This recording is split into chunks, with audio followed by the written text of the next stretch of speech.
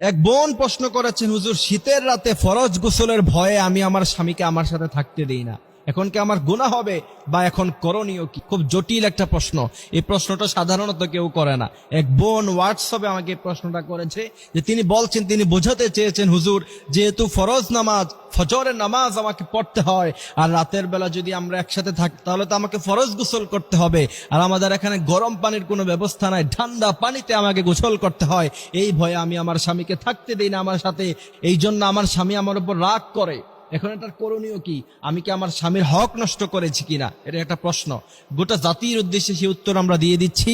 আমরা যারা শুনছি অবশ্যই এই আলোচনাটুকু শেয়ার করব। তার কারণ হচ্ছে, ইসলামের ব্যাপারে আপনি একটি বিষয় শেয়ার করবেন, সে যদি আমল করে এর সওয়াব আপনি কিয়ামত পর্যন্ত পেতে থাকবেন। সুবহানাল্লাহি ওয়া বিহামদিহি সুবহানাল্লাহিল আযীম। এইখানে এই প্রশ্নের উত্তর দেওয়ার আগে স্বামীর মর্যাদা সম্পর্কে আমাকে বলতে হবে। বিশ্ব